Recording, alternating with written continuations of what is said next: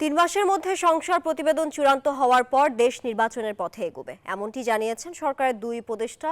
সকালে সচিবালয় মন্ত্রণালয়ের 100 দিনের কাজের অগ্রগতি নিয়ে সংবাদ সম্মেলনের উপদেষ্টা আসিফ মাহমুদ আরও বলেন, উন্নতি হয়েছে আইন শৃঙ্খলা পরিস্থিতির, বাজারে সিন্ডিকেট ভাঙতেও কঠোর সরকার।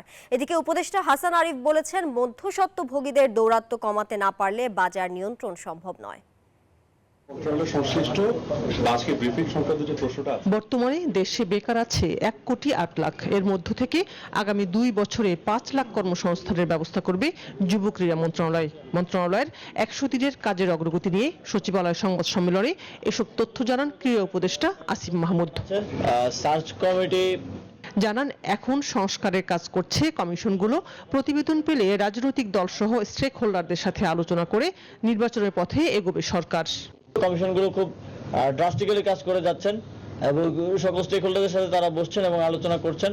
আমরা আশা করছি খুব 3 মাসের মধ্যেই সরকার প্রস্তাবনাগুলো পাবে এবং খুব দ্রুত সময়ের মধ্যে সেগুলো বাস্তবায়নের দিকে আমরা অগ্রসর হতে পারবো। আইন শৃঙ্খলা পরিস্থিতির দৃশ্যমান অগ্রগতি সহ বাজারে সিন্ডিকেট ভাঙার কাজ চলছে বলেও জানান তিনি। যে পরিস্থিতিতে আমরা আসলে সরকারের দায়িত্ব পেয়েছি, আইন শৃঙ্খলা বাহিনী একটা ভঙ্গুর অবস্থায়, পলাতক অবস্থায় ছিল। বসুন্ধরা টিস্যুতে ছাড়ের ছড়াছড়ি। বসুন্ধরা টিস্যু নিয়ে এলো নিশ্চিত ছাড়। সেই অবস্থা থেকে এখন দৃশ্যমান পরিবর্তন হচ্ছে। সরকারের 100 দিনের কাজের অগ্রাধিকার নিয়ে সিনিয়র উপদেষ্টা হাসান আরিফ বলেন, জনগণের চাওয়া অনুযায়ী নির্বাচন কমিশন নির্বাচনের দিনক্ষণ ঠিক করবে। জনগণের সঙ্গে আলাপ আলোচনা, ছাত্রদের সঙ্গে আলাপ আলোচনা, রাজনৈতিক দলগুলির সঙ্গে আলাপ আলোচনা সেটা কিন্তু চলমান আছে।